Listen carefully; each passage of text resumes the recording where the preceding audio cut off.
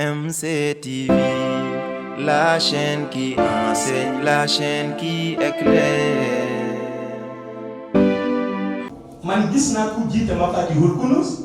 waroon doxi benn mission ca Basatul Jannah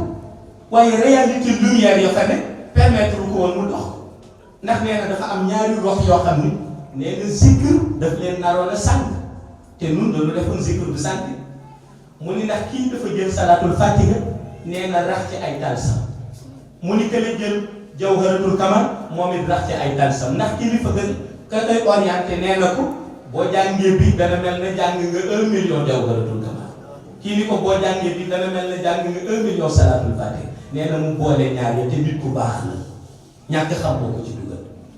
ndax lam ca rax nee na dinde la gën a jege leerul yàlla mu jàng ko rek comme malaaka yi bëgguñ mu sàmm ñu ko fu wax ba dem ak moom dugal ko ci biir leer yi te war a ful dellu si waaye kilifaam yëpp na mu demandé moo jiite woon Mafatihul Kunuz demandé ca xadaratul ilaahi ba ñu bëgg na sobee waxu taalibe moo ndax yëg na ni la mu def dañ ko def la waaw te su ko déggaloon respecté consigne yi loolu du ko ci fekk ñu natt ñu ni que sa inaayatu rabbaani yu mënul accéder foofu mu xool ko du zaman bi mu xool ko ci bët mu ni ko ci sa yërmande doo ma àll sa bos ko du zaman bi ni ko bu ñu génne ma àll sama bos bosam la jël dem rek la loolu dem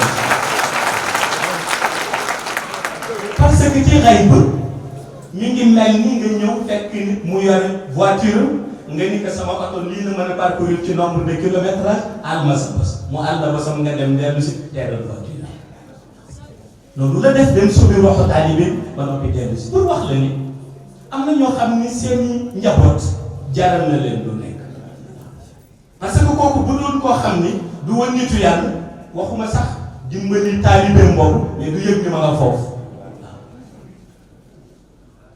te kooku Cheikhu Tarbiya moo ko mën moo mën a natt tolluwaayu ki ko dénk boppam